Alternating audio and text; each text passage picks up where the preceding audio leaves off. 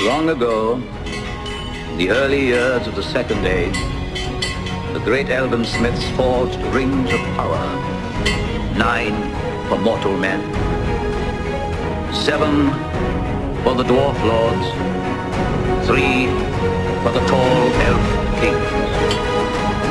But then the Dark Lord learned the craft of ring making and made the Master Ring, the one ring to rule them all.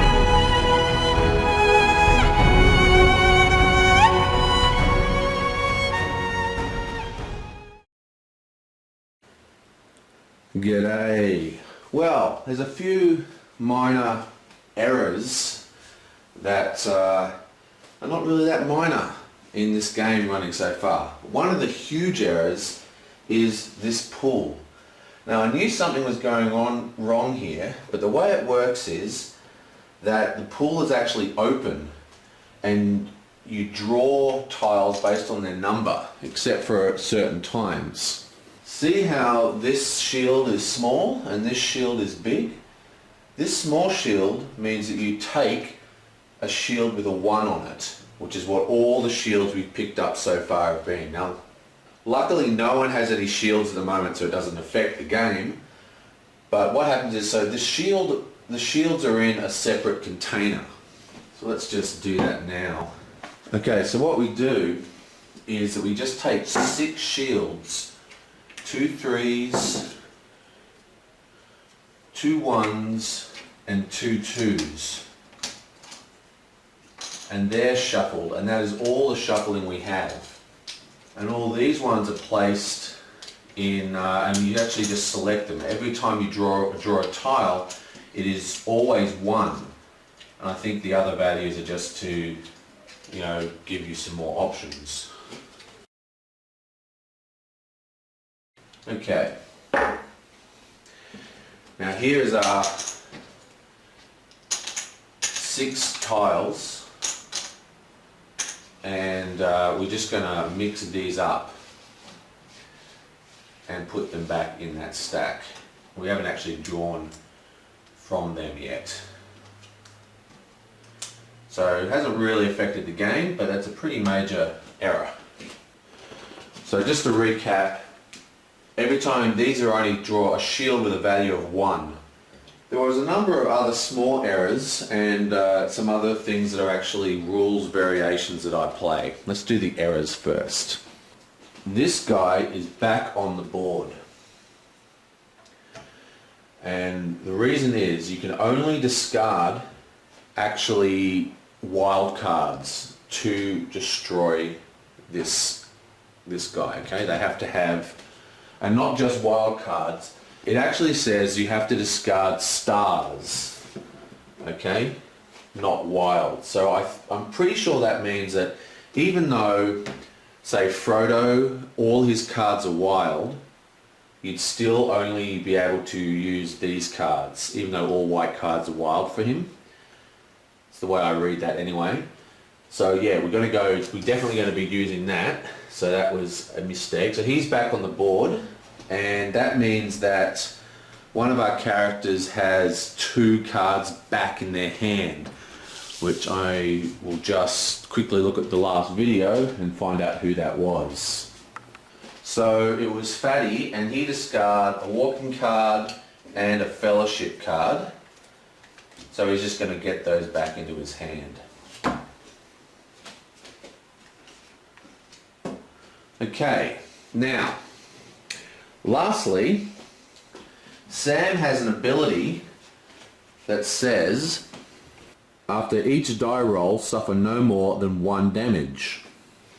So he rolled a 2, which means he only moves up by 1. So we'll move him back.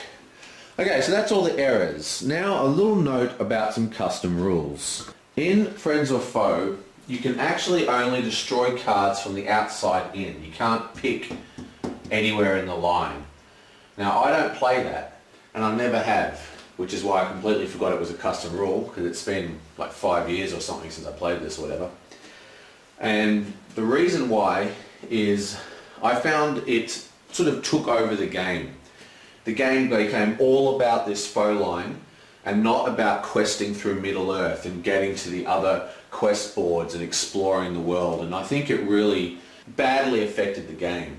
Now, I do like the idea of being chased by all these people and him sending all these minions after you, but the only change I have is that you can cherry pick these, as people say, to discard. Now, it still affects the game quite a lot because there's so much card discard. In fact, sometimes you're actually discarding more cards than normal and taking longer on your quest because there's many more situations where you don't have a choice. Now, the difference is that in situations like, say, this card here, this card needs to roll a dice, and it's pretty dangerous.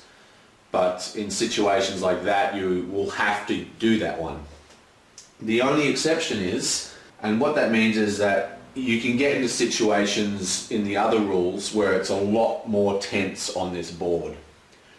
Because the way I play it is, it's really just a force card discard mechanic, really. It's a little bit watered down. But like I said, I really like it that way because it removes focus from this onto the actual quest, which I think is much more important. But as I have been playing it, if you use your inaction ability, that's when you don't play cards, I always discard from this side, just like in the rules. So I'm not changing that, even though a couple of people have mentioned it. Now, the other rule is that you're supposed to draw these tiles until you hit an activity marker. Now, that's one of these ones, okay? So if you draw, say, this, you're supposed to draw again until you hit this, and I don't play that.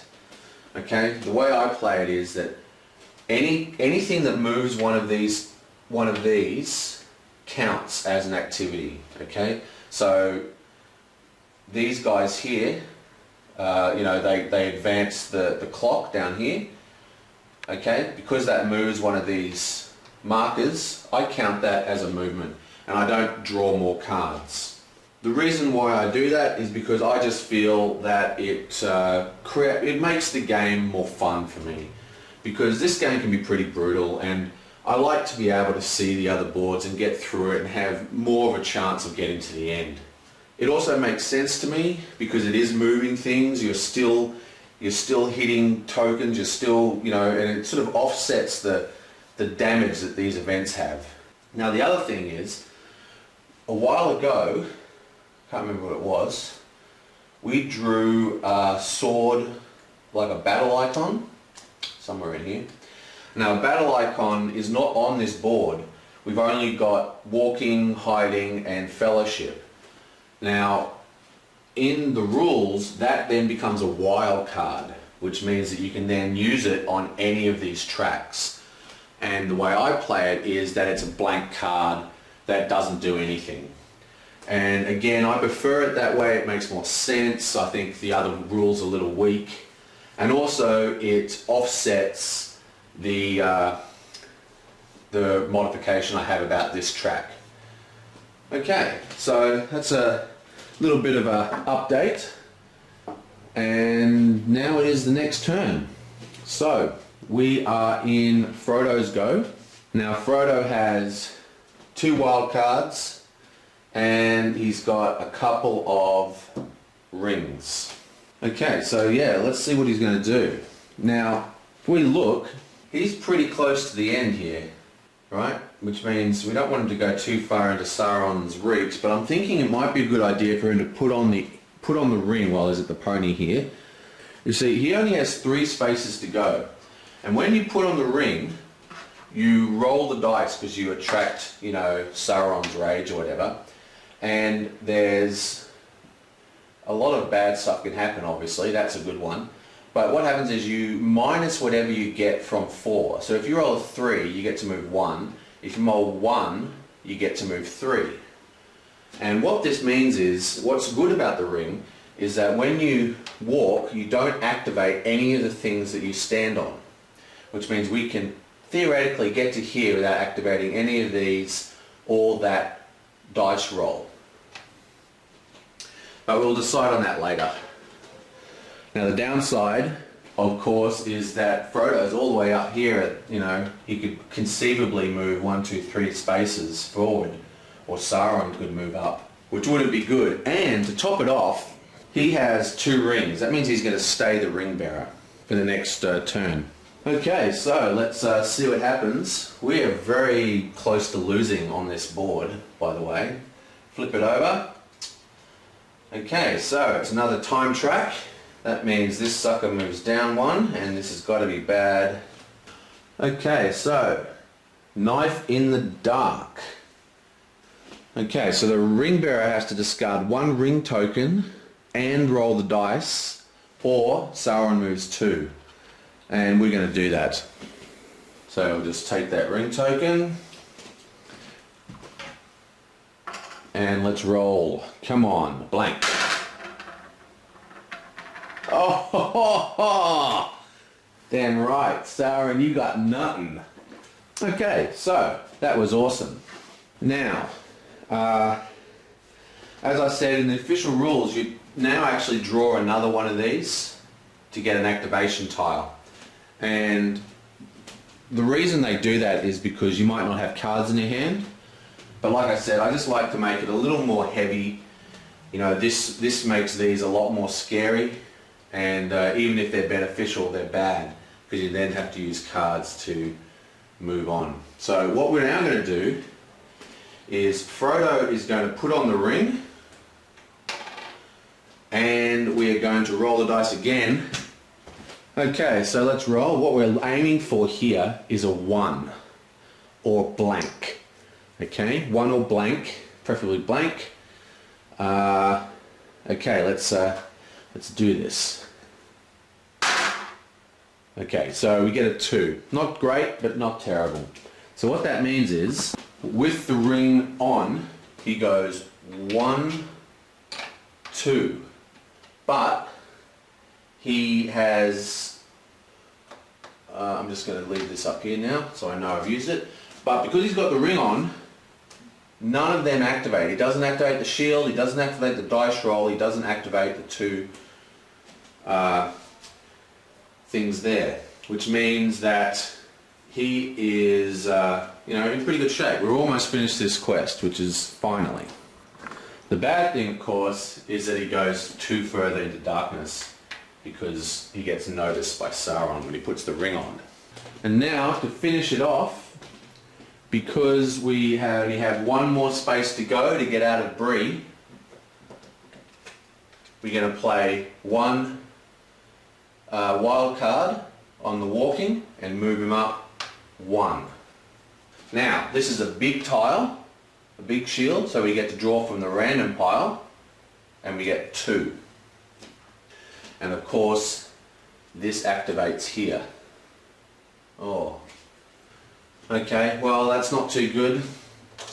Okay, so here we are on the battle board, and we're in a terrible position here. I probably should have saved those 2 and destroyed one of these tiles based on whatever this is going to be. Oh well, so let's reveal it, and it is, oh, it is a green, and it is a purple.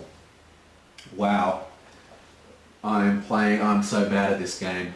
Okay, so what this means is, he has to roll another die, and Sauron moves, so he disappears, Sauron moves up, and we roll another die.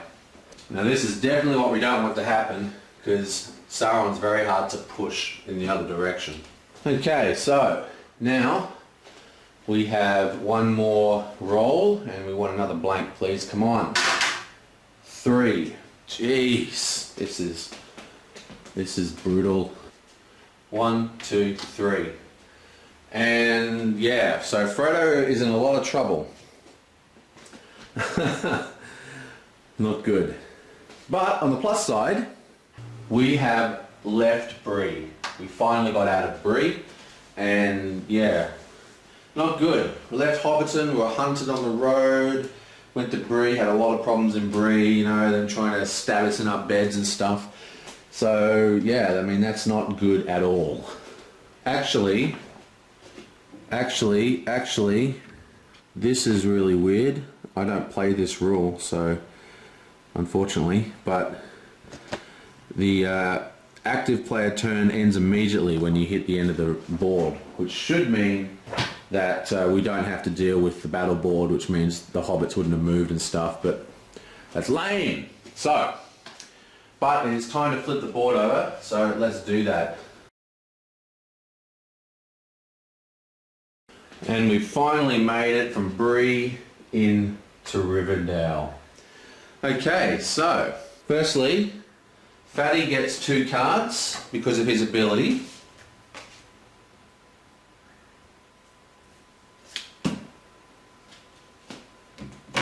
And he has 2 tokens, 2 tokens, 3 tokens, and 1 token, which means Fatty has 2 tokens, so he moves up 1. Pippin has 2 tokens, so he moves up 1. Merry has no tokens, so he moves up 3.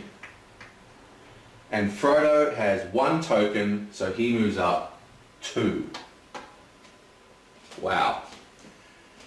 This could be a very quick game. Okay, so now we have to resolve the effects at the Rivendell Council. Firstly, Elrond gives us all a whole bunch of cards, which is awesome. So we have all these feature cards, and they are shuffled up and dealt to the players. Okay, so just shuffle this. So everyone got 2 cards each, which is quite awesome. Now we're in Rivendell, which means we can destroy these guys if we wish with our newfound cards, but only the ring bearer can actually do it. And unfortunately, we can't really do it. We can't roll a dice, and we just can't do any of this stuff. So the foe deck is going to stay out.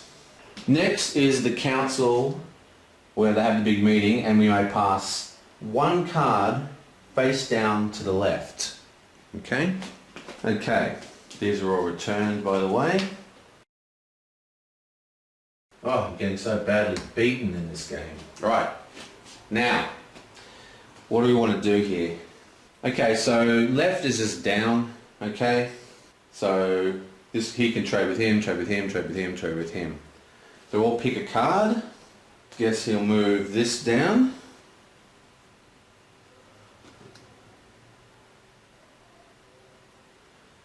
And he'll move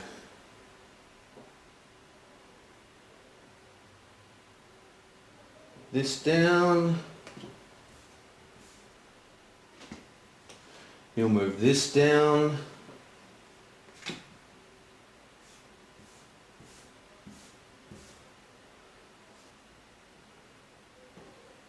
He'll move this down.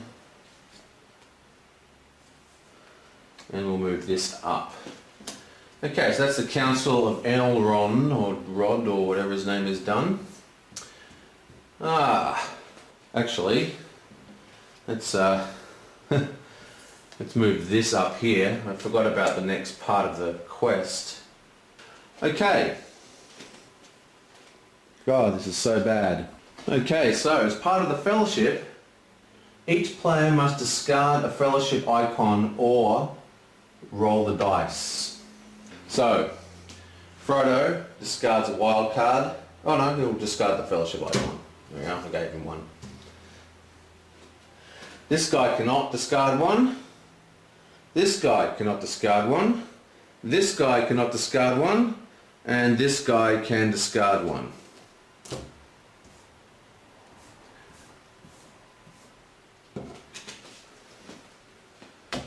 Okay, so that's experience. Like when you play the game, you know, and you haven't had years since the last time you played, you know to save those things. I just completely forgot. So we have to roll the dice 3 times. Okay, so we're rolling for Sam. Okay, so we get 2 foes appearing. Let's roll for Mary. Ooh, he gets 3 movements. And we'll roll for Pippin. Oh, another 2 foes, my God. Okay, so this is going to be game over. We reveal 2 cards for Sam. Oh, actually, 1 card because of his ability. So we leave 1 card for Sam. And we reveal 2 cards for Pippin. Oh my god. And we move Mary 3 spaces. 1, 2, 3. Oh, that's just horrendous. Okay, and we now have 1, 2, 3, 4, 5, 6, 7, 8 cards on the table, which means if we end the turn now, it is game over. So let's see, can we get rid of anything? Okay, we can. Now this would actually be game over if we were playing the real rules, because we can't do this. But we're going to discard 2 shields, and we're also going to discard a yellow card to get rid of him, and then we're going to discard all our cards to get rid of this guy. So we get rid of 3.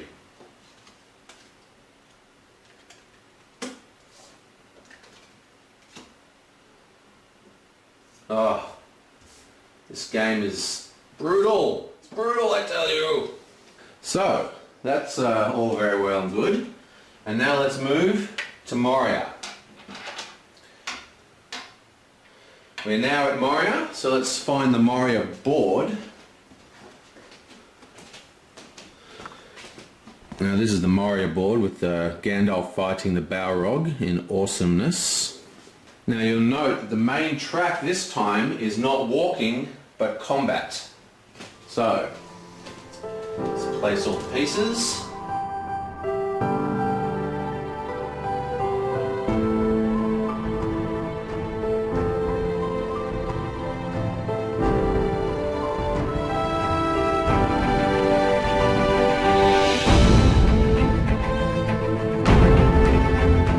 So that's the end of the quest. We're set up for the next one, and we are in huge piles of doo-doo. We are absolutely, I'll be very surprised if we get through this quest. Wow. Okay, catch you guys next time. Long ago, in the early years of the Second Age, the great elven smiths forged rings of power. 9 for mortal men, 7 for the dwarf lords, 3 for the tall elf kings. But then the Dark Lord learned the craft of ring making and made the Master Ring, the one ring to rule them all.